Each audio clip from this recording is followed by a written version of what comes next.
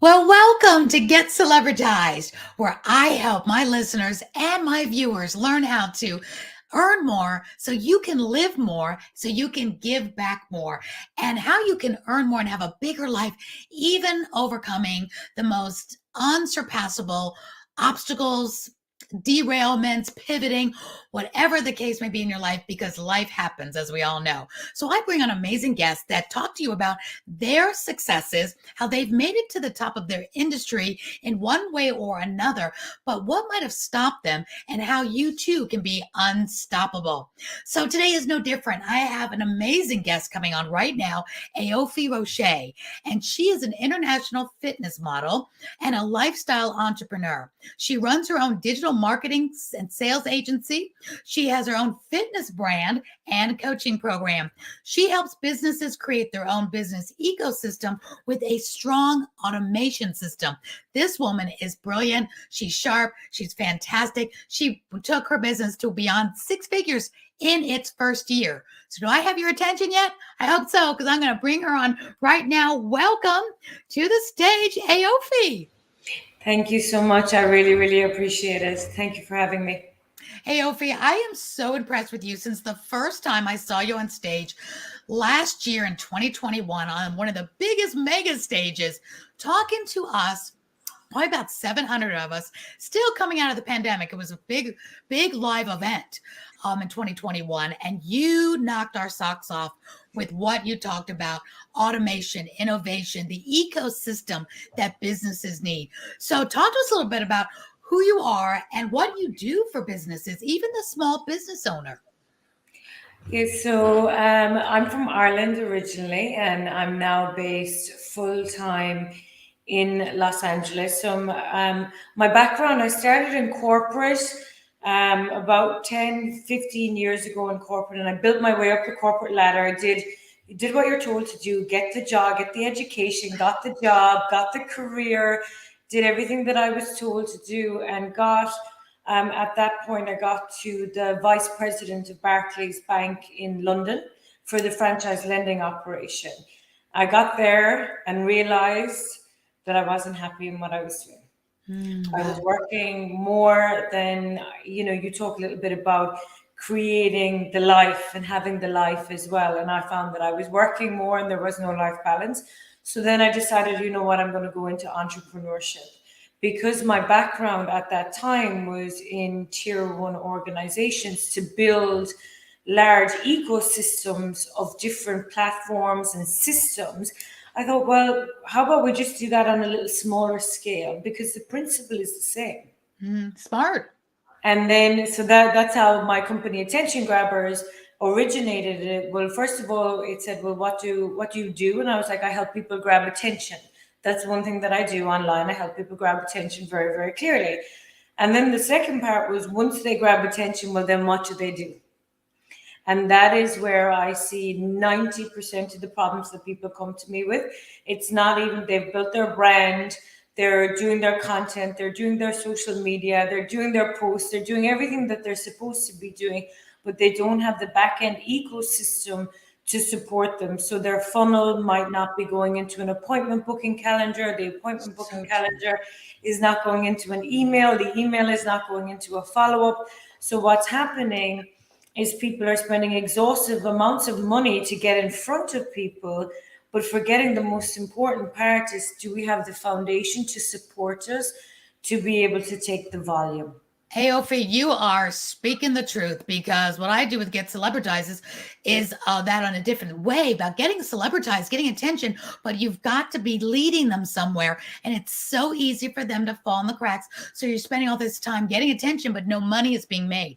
So before we go into that, which is very important, I want to talk to you about those systems, that ecosystem, because that is what they need to hear. Talk to us a little bit about what your tips are in grabbing the attention. The listeners maybe and the viewers might be thinking, oh, just do more social media. What do you teach as far as some key ways to grab attention? Then we want to talk about what do you do when you get that attention so you can create your 6 and 7 figure income. Yeah, so I think the first part of being able to grab attention is to really get clear on who you are and what you do, right? Because when you market to everyone, you market to nobody. Oh, say So that again. They need to hear that. Repeat, rewind. yeah, when you market to everyone, you market to no one. Perfect. I hope Um, everybody writes that down. yeah, and it's just so critically important because just because we can do everything doesn't mean we should do everything. Another golden tip. Yes. You're good. And Keep going. Got to and roll. the last tip of that trifecta is the niches. The riches are in the niches. Bing, bing, bing. So knowing who you are, what you do, knowing who your avatar is, and who your avatar is not, more importantly than who they are. Hmm. And then knowing, okay, what is the biggest problem I solve? Now, I had a client recently come and I've told them I'm not going to take them on for the moment because she couldn't articulate to me the top three problems she solved. She could give me 50 problems. And I'm like, I don't want 50 problems. I want you to go away and think and come back to me. What are the three biggest pain points that you know that you have the credibility, the authority, all of these things that you need to be able to help someone provide a solution?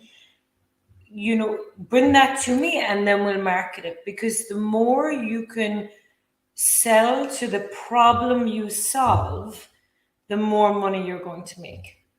Aoife, you have just summed it up in such a profound, simple way that I hope everybody rewinds that, writes it down, because you just gave the golden nugget, the golden goose of everything right there and then. I love that. Keep going. I'm not stopping you now.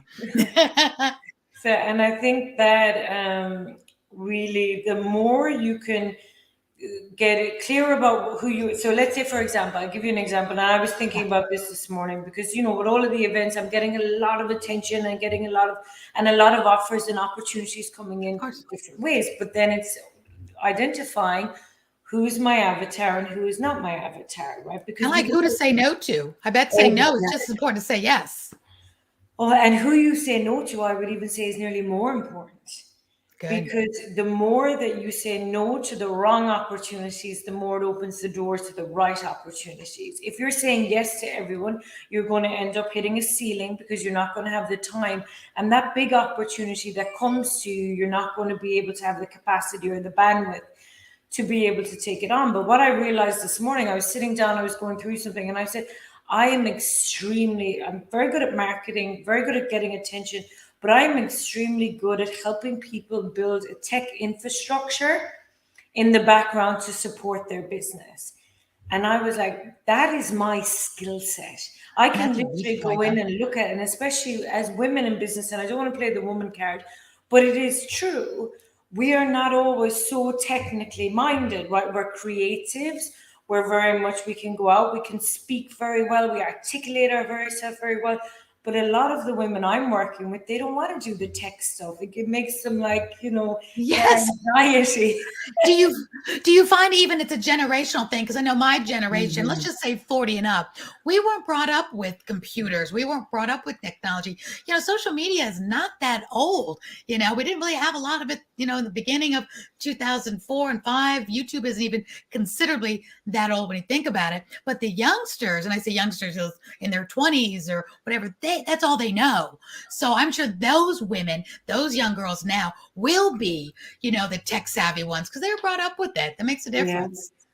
And even when we were at Mega Success, I was backstage and I was doing a couple of testing where I was people who were on stage. I was messaging them, adding them on Instagram, sending them DM, tagging them to see could I open up dialogues with these celebrities that were on stage, which worked very, very well. So when I was back in the green room, I was explaining to the other speakers what I was doing to open up these dialogues.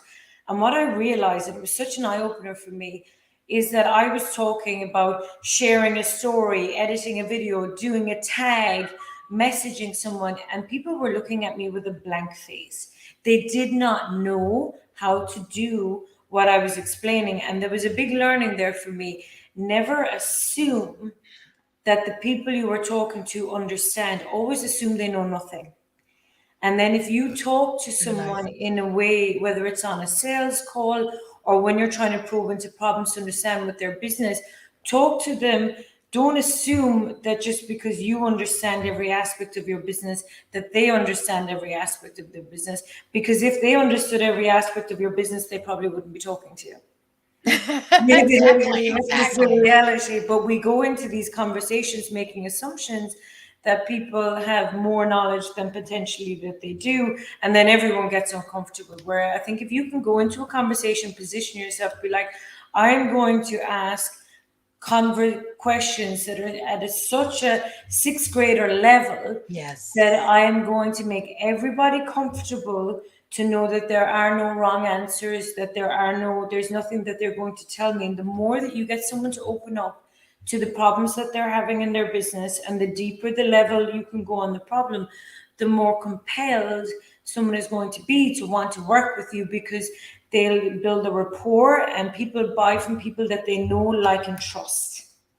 That is absolutely true for sure. So let's talk about the people that have these entrepreneurships and you go from maybe working 9 to 5 to working 24/7, because now instead of like your 9 to 5 where that corporation, that business had systems and people and HR and different people doing all the different jobs. It's not just one person sitting there behind the desk at Google, let's be clear, or Amazon. They've got the team. But when you leave that, you don't leave with all of those skill sets knowing how will that work. You're leaving with a dream and an idea and a passion, but then it's just you. So tell us some of the first things we need to know as entrepreneurs to make our life better, easier, and scalable. And then we'll talk more about how you help us. Yeah, so I think that that's one of the first things that when I left corporate, and I don't recommend anybody do this, I jumped out of the plane without the parachute, right? So I I think many left. do that. You're not alone. I like it. I'm It's always the out of rite here. of passage. Goodbye. Whee! We build the airplane on the way down, and Right. so Sticking it together with glue. what actually happened was, because of that, and at that time I didn't have the funds that I needed to hire all the people that I needed, and I learned how to do everything myself. So there's not a single thing you can give me on any platform right now that I don't know how to do. But the problem with what I did, and why I don't recommend this to other people, and this lends to your question, the time it cost me to learn how to do it myself would have been much better spent out speaking to people about my business, while outsourcing that work to the people who were the experts in that area. When I very early in my career, someone said to me, to get to 1 million, you have to learn how to outsource. And I was like, yeah. And now I see what he meant, because you cannot, if you are the business, if you're working in the business, you are not Mhm. working on the business. Your That's good job stuff. as the entrepreneur is to build relationships, get on sales calls, understand your audience's problem, and create content that gives your audience value. Those are your jobs. Well, I hope you said something in there that is the biggest question, because this is the problem. And I know you're going to have the solution because you've done this. And that's why I love talking to people who are where my listeners and viewers want to be. So you come out of wherever, whether you come out of corporate or whether you just have an idea and you start as an entrepreneur, and you need to outsource. You need to know everything enough to be able to oversee it. You need to know enough to be dangerous about every part of your business, but not do it like you said. But the funds aren't there yet because they haven't started the sales funnels yet. They haven't gotten the generating income. What do you do when you're starting out and you need that, but you don't have the money? And I think it becomes a case of getting the funnel and getting the traffic, because people, they have a couple of problems. They either have a traffic problem or they have a lead problem, right? If you have a traffic problem, it means that you are amazing, you've created a great product or service, but nobody knows that you exist, right? And that's the first problem most people encounter. But if you want to grow and build a business, it means you have to go back and get a job for a while, whatever it needs, you need to build that revenue, which is a couple of thousand, to get your funnel built up so that it looks nice, get the copy set up so that it looks nice, and have someone come in, identify your avatar, work with you on the avatar, and at least start running traffic to your audience. Because you can be the best kept secret, Yes. in the background. And it's like, well, I don't have any money to invest in marketing. And I'm like, well, can you afford not to do this? If Mhm. you don't do this now, you're going to come to me at the end of the year and we're going to have a conversation, and no, still nobody is going to know about you because you haven't put yourself out there enough with, because the problem with social media, TikTok a little bit, I know I just went back on TikTok again yesterday. I haven't been doing so many videos, but the TikTok gives you more organic reach and Instagram gives you more organic reach with the reels. But if you were depending on doing Facebook posts or Instagram posts and thinking that's going to get you, the metric from Facebook is they will show it to about 4% of your audience, um, your organic posts, because they are a business and Right, they but you want pay you to for pay. it. They want you to pay for it. So if you have 100 followers, 1,000 followers, doesn't mean you know that four people out of that 100 are going to see your post. So it may not be that your content is that bad. Maybe just nobody's seeing it. Yeah, and I know it's gotten low. We're doing this interview in December, and I know Instagram's doing some crazy things on their demographics, on their posts right now for the holidays, that they're really catering to the ads right now and not the organic. And that just changes constantly to stay up with that. So do you suggest, let's say, taking out a loan or a business loan? Like, when businesses open up, they don't open up in their pocket change. They go out, get a business loan, open up their retail shop, whatever it is, back old school. What's happening now? Do you suggest doing something like that and getting a loan where you can hire the coach you need or hire the people you need to get the strategy and the business plan? I feel so many people are missing out on the business plan, like you just said. Who's your avatar? Let's get your copy. Let's get things in place. I feel they're just kind of going out and grabbing at straws and then trying to come back and put all the band-aids on. Yeah, and I think there's a very key point here to raise with making sure that you pre-vet everyone who you do actually have a conversation with, because everyone's going to sell you a solution. But how many of those people are actually going to be able to deliver? And I hear this story all of the time. So, like, I have a situation at the moment myself, and I would consider myself to be pretty vigilant of pre-vetting people. But you know what I mean? There's been a significant investment, $20,000 investment, and there's been zero ROI returned on the investment. Now we are working to try to create a synergy, but I hear that story from people all the time where they haven't done their due diligence on so before, like, getting the money is important, whether you go to a business loan, whether you go to friends or family, whether you cash out on some investment you might have, whatever it is, because you'd be surprised what you can do with like with less than 5 grand. There's still a lot of opportunity if you meet the right person. But then you're going to go out and speak to other people and they won't even look at having a conversation with you, or for a funnel for less than $5,000. So I think you have to do your due diligence on the people who you want to talk to, and don't be afraid to book in for introductory calls with people, as long as that you have intent and hear what they're offering, because you'll often find that one person will say something and then another person will say so. And I even do that myself. I look at, when I'm looking for something, I will go around to all of the different providers, I will ask them, and then I will 100% go with intuitively my gut, which person do I believe understood my business the most, or understood what I was going. And it mightn't be the sexiest offer, it mightn't be the cheapest offer, but I know the person who literally took an interest in what I was doing is going to be the person, as long as that they have the credibility in the background, to be able to help me. Because sometimes you sign up with a marketing agency and then you don't hear from them, they don't talk to you, they don't Oh, engage with you. the horror stories I've heard. Do you feel it's important this day and age to still go out and get referrals? I remember back in my day, before we hired anybody, a painter for our house, a nanny for our children, whatever it was, somebody to come clean our house, we always got referrals, but I don't really hear about people doing that much anymore. What do you say? Yeah, so a large portion of my business, we're just moving much more into the cold traffic space, but a large portion of my business is based on referrals. And JT says this all the time: take care of your clients, and your clients will take care of your results. And I think that that is very true, because if you listen or hear someone, it gives you that rapport with the person, that you know that they've done a good job for somebody else, or sometimes it can be the opposite. So I think referrals are a very important part of the business, but they're not enough for you to rely on, because they have a dependency on human beings, right? And It's true. we What want to. didn't work for somebody could work perfectly for you. It could have been a personality clash or a systems clash.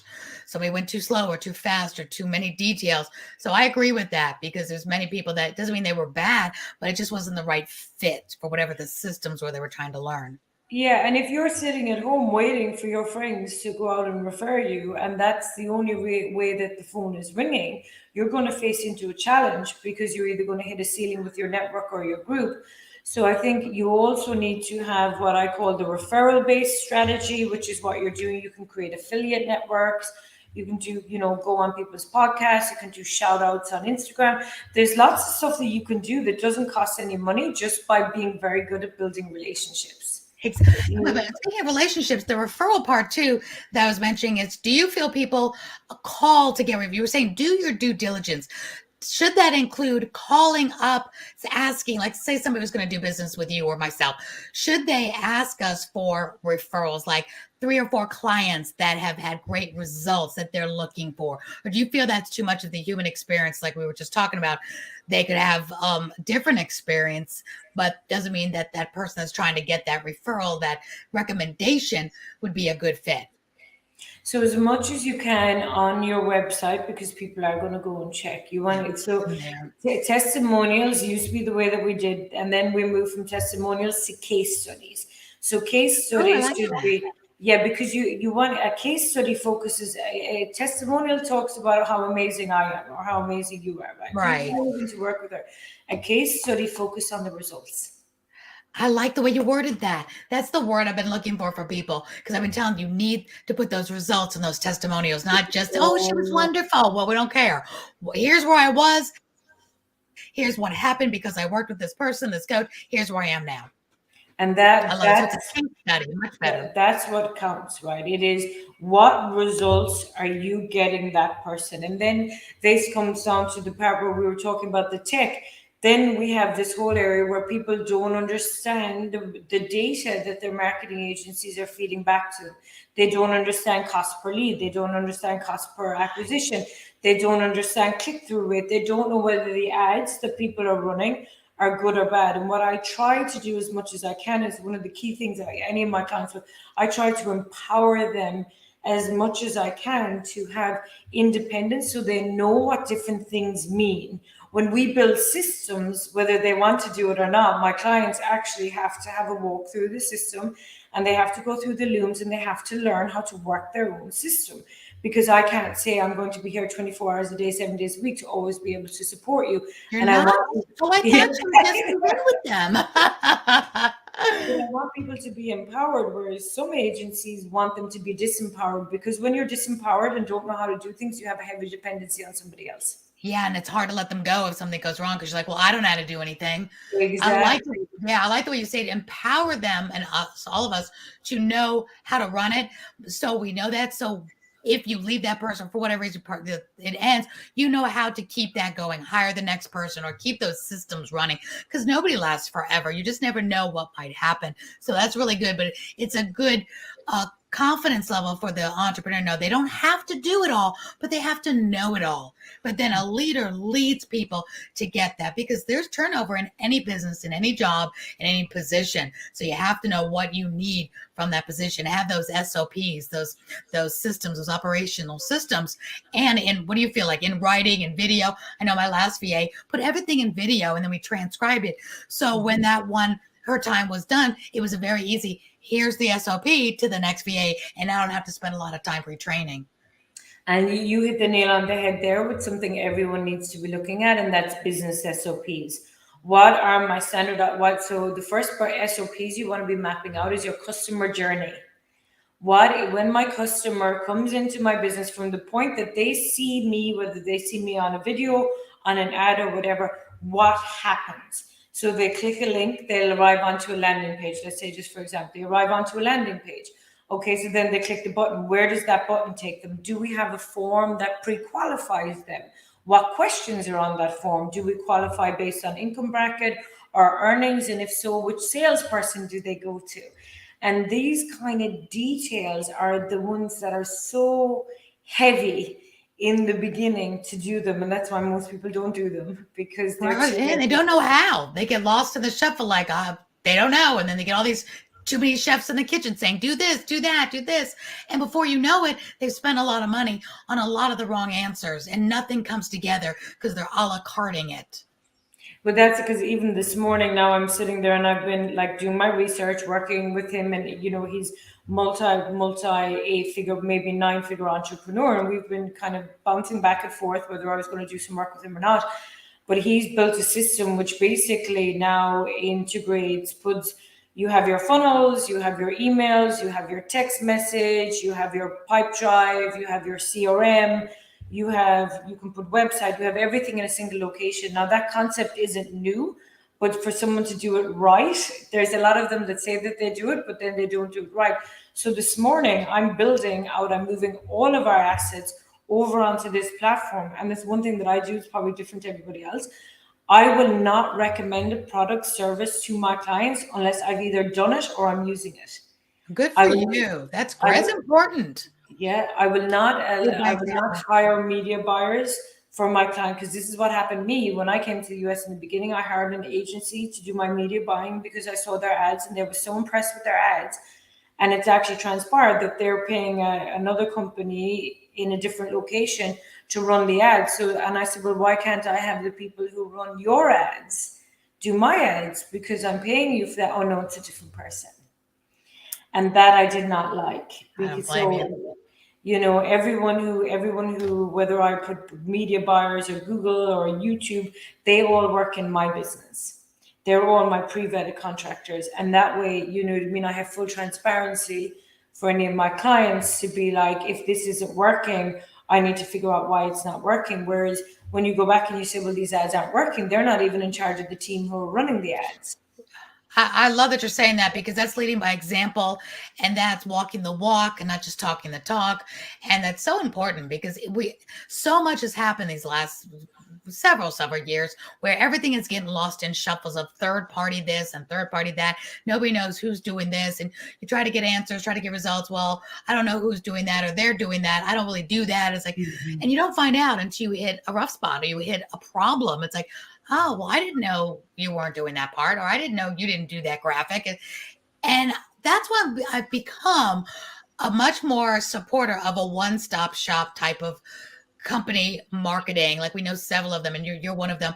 Instead of, like I just said, a la carting, somebody over here does social media, somebody over here does my CRM, somebody over here, and you've got all these different pieces, and you're having now again a new job overseeing all these people. So now you're HR instead of hiring. And I want you to talk about this for a moment. Somebody like you, Aoife, that says, I will do this all. I use everything. I work with them. Everything I'm going to give you is what we use to get to our 6, 7, 8, 9 figures. And I love that you're working with an 8, 9 figure, many clients like that, because they need help too. So it's not just for the little guy that, is desperate for help. You're working with big multi-million-dollar companies that still need to revamp, still need to upgrade, level up. So school's never out for the pro. So, and I love that. So talk to us about how working with you at Attention Grabbers is that one-stop shop to say, okay, because I know as an entrepreneur, it can get overwhelming. We don't know what we don't know. We don't know all the pieces and all the people we need. And to a la carte that can just be going down the rabbit hole. So what I've basically done over the last 24 months is I have gone out, I've fired a lot of people. Well, that's a good thing. Out with the old I, too. yeah. But I have literally gone in and I have gone through, because I'm a media buyer, right? I started in media buying. What's a media buyer? So a media buyer is someone who sets up and creates Facebook, TikTok, Google ads. More so, I do Facebook more so than anything else. But so what that gives me very clearly, if someone comes in and sets something up, well, I can go in and look at it, and I'm like, well, why have you done it this way, or why have you done it this way, or why do we not have this? which most agencies owners don't have that level of insight because they're not that technical.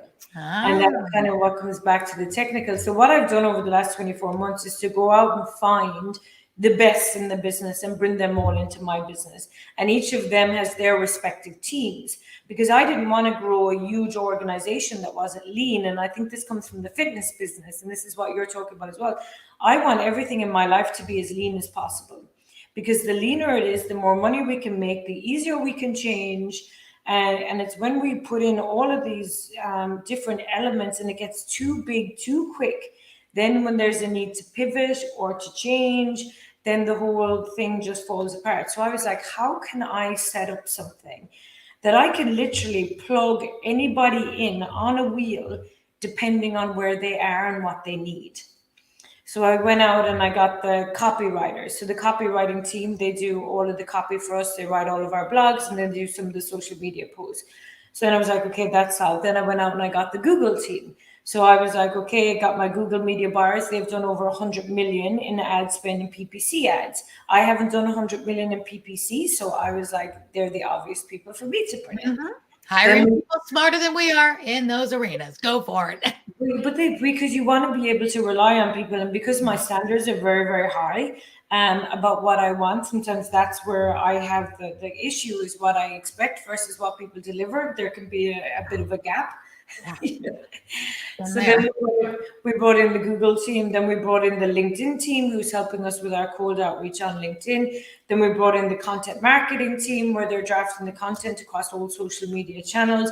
Now we've just brought in, because the problem I realize now that most people have, even when I get them, let's say LinkedIn is one of the big areas that I work with, especially with like, the more multi-millionaire, the CEOs of the companies have created an amazing company, but nobody knows who's the person behind the company. Yeah, no No, story there. there's no, brand story or LinkedIn profile for their person because they've been too busy running the business. So they get to a point where they kind of go, well, actually, I'd like people to know me and what I do and how I got here. And then the problem I realized people were having, I was like, give me video. And then they were giving me video, and sometimes the videos were a bit, yeah. Oh, yeah, that happens all the time. Most people don't know how to do videos. So now we've hired a team of content creators. So as part of one of my packages, I fly the content creators out to the client site and they spend half a day with the client. So we do a whole checklist of all of the videos we're going to hit, all of the points. We do about 4 hours, and then that comes back into the offices, and then that gets edited and repurposes for the client, so the client doesn't have to worry about it anymore. Hey, Ophi. Oh my gosh, now you're speaking really my language. You're talking about video and flying them out there and doing it in person because so many people are struggling getting really bad content out there. And everybody says, do reels and do this. It's like, okay, but I'm like that. Yeah, but it's got to be good. It's like everybody's doing a podcast, but it's got to be good. And they're skipping the training, they're skipping the quality because they don't know who to go to or how to get it. Or here's my next question. And I don't want to like sidetrack this, but it's important that they say, oh my gosh, who wouldn't love that video team to come out and help them look great? But is that affordable? And I know affordable is a relative question, but is that within reach of an entrepreneur that's saying, I want to look professional, I want that? Would that work into a solopreneur who wants to now turn herself or himself into that business owner, entrepreneur, CEO with things like that happening in their career and their business? Yeah, so that's one thing that I've tried to really do very well in leveraging the relationships that I have is creating these strategic partnerships. So I took a leading role in a multimedia company at the beginning of the pandemic to help them build their business. Now, what that now enables me to do is actually have content creators at very affordable rates compared to what people would normally pay for Right. videographers. So then we only had that conversation last week, and we sit down and we agreed what I'm telling you, what we're saying that we'll send them out for is probably less than what most people are paying for content management on a monthly basis. Because Wow. my view on that is I'm prepared to take a hit on the front end because I know if your content is great, your funnel is great, we've built out your ecosystem, that the first introduction that they're going, it's in my interest for that to be the best that it can be. because then you're going to get more traffic. So I don't mind taking a hit on the front end. I won't even make any money on my videographers, but that's not the point. My point is I want to give the client the best experience so that I can create the ecosystem for them that's going to propel them to where they want to go. I just have to give you a compliment that is so brilliant, such great strategy. And that is what the big dogs do. When you think about the very successful, you don't think small, you think future, you think big picture. You are absolutely so impressive because you see that. It reminds me back in the day when I did Mary Kay. Mary Kay, the cosmetic company, has been around for like over 55 years. And you remind me a lot of Mary Kay Ash because I was trained by her back in the day as well, who thought very progressive, thought things like if you give more to the sales force, they will do more, they will sell more. Even during hard times, they will get out there and do it because they're happy, they're well paid. You're thinking the same thing. If the client's happy, looks good, you look good, the referrals will come through the roof because their community is going to notice. Oh my gosh, so and so, what are you doing? Your feed looks great. Where did you get those pictures done? I have not seen video like that ever come out of your, TikTok, whatever. It will be noticeable how smart you are to say that is worth it on the front end, instead of what I normally see is businesses that do similar things or whatever they're doing, really, really just cutting corners. The prices are really high. They're not seeing the dollar behind that penny that they could save. And you get out there and get your customers results. And like you were saying, JT says, your customers will take care of you. Happy customers out there looking good. And all you have to do is show future customers. So here's 10 of my clients, what they're doing. And impressive, impressive, impressive, all the way to you're only as good as your worst client. You're only as good as your worst video, your worst content, your worst TV show. I always say you're only as good as the best. You're only as good as the worst one. And I just am so impressed with that, Aoife. Yeah, well, because in 2023, and this is for anyone who's watching, like you need to be very clearly focused on TikTok, Instagram Reels, and YouTube Shorts, right? For your organic content, though, and it's the same video, it's the same vertical video that goes on all of the platforms. So don't do it all at the same time, though. Do mix it up because otherwise they'll be on Facebook and then they see on Instagram. Right. It's a bit lazy, and I know we all do it, but we Yeah, shouldn't yeah. do it. But not all the time. So you're right. Just make sure you don't do it all the time. In a pinch, it's better than nothing. But yeah, you don't have to just duplicate it. Do you help your clients with that? Because I'm glad you said that. Most of them know that, but do you help them do that? Do you help them Yeah, implement so that? we take care generally of all of the content. So why? Because when I leave it to my clients, it doesn't get done because they're busy, right? They're running their business. They're not in the business. So what we generally do now is we will take someone in and then we will schedule. We'll do a whole marketing strategy and a brand strategy with them. We look at, is this something I want to take on? Is it something I'm not? There are oftentimes I say no to people, but when I do say no, I will say, I think this person might be a better fit for you, or I think this model might be. It's not that you just bring people in and say Right. no, but you have to be like, can I Maybe help no, you? not yet. Maybe not just yet. Come back, get this together. Come back to me in 3 months. I could see that. Exactly. I actually did that to someone recently. I said, this is exactly, I gave them the steps. I said, go and do those 5 things. And if you do those 5 things, then come back. Because you don't want to be taking on people who are not ready for your services. Because one, you're going to get frustrated. And 2, they're going to get frustrated because their expectations might not be managed about the results. But so what we do then is we go in and we take all of the content. So we do I have a team of graphic designers in-house. So we get all of our clients to load up all their images direct. We do branded content.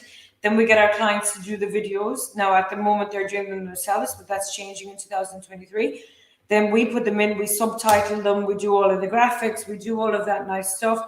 And then we schedule everything depending on the platform for the optimal times. Now, I don't always trust the platforms for the optimal time, so I always recommend people play with it because, there's not one source of truth. It's, you want to be putting out the platform when you think, and then tracking, measuring when you get the audience, but you want to be putting out like, on our LinkedIn product, we do 5 pieces of content a week. We do 3 posts, some are videos. Then we do the new carousel posts on LinkedIn. Yeah. If you're not doing that, that's doing very well at the moment. So we want to get a little bit more of that. And then we write an article. So that's a blog or whatever.